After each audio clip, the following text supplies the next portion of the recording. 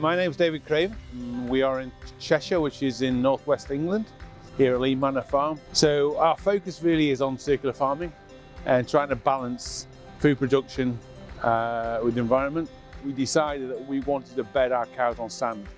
And for us to do so and to manage manures, we had to find a process which will separate the sand out of the system. Having multiple visits around the United States, we came across a McLanahan Sand Separation System. So we've had this process in for about 10 years. Initially we only had one system, and then as the cow numbers grew, we then had the confidence to put a second system in. And so we're recycling around about 70% of the sand through the sand separation system. Apart from the cost saving, we are also managing to suppress things like mastitis. So mastitis rates around here are only running about 2%. The whole purpose of having sand is we know it's inert, there's not harbouring bacteria, that's number one. Number two, it's extremely comfortable. Our cows will be allowing now between 12 and 14 hours a day. This optimises milk. A McLanahan Auger system transfers the slurry into a reception pit. It then goes through the sand separation system.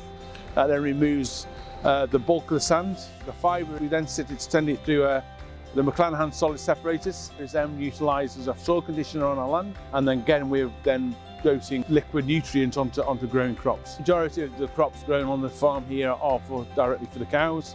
The problem when you incorporate sand in any bit of equipment, it's got a grinding ability, which tends to wear out most parts. With this, it's been running 10 years, and the sand separation system in particular never had a spare part put on it. It's testament really to the equipment McLanahan's provided for us to keep using it.